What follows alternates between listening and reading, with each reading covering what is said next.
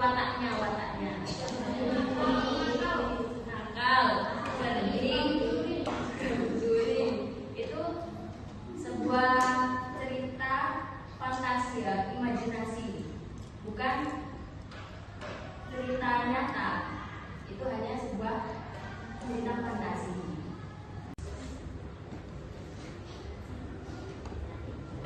Sekarang kita mulai masuk pembelajaran tentang pengertian teks naratif.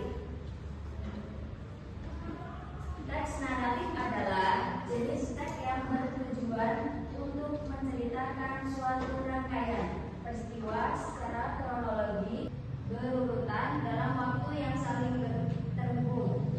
Fokus utama dari teks ini adalah untuk menghibur pembaca melalui sebuah kisah, baik itu berupa fiksi, hayalan, maupun non-fiksi, kisah nyata.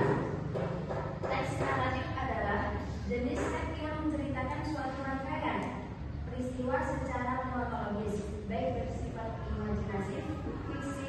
Tujuan utamanya adalah untuk menghibur atau menjadikan pengalaman kepada pembaca. Seperti contohnya tadi, si kancil raja adalah sebuah cerita fiksi, hayalan, bukan kisah nyata.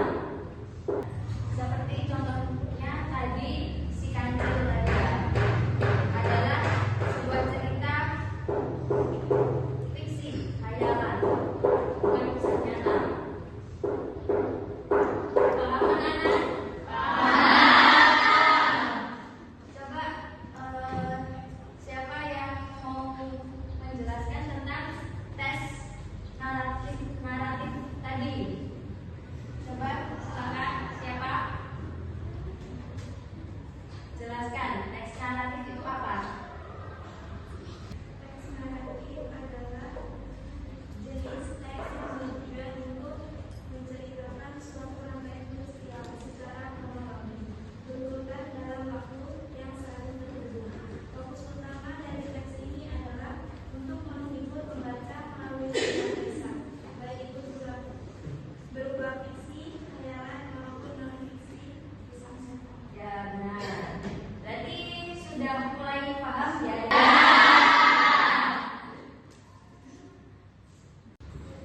Ya sudah, jika pelajaran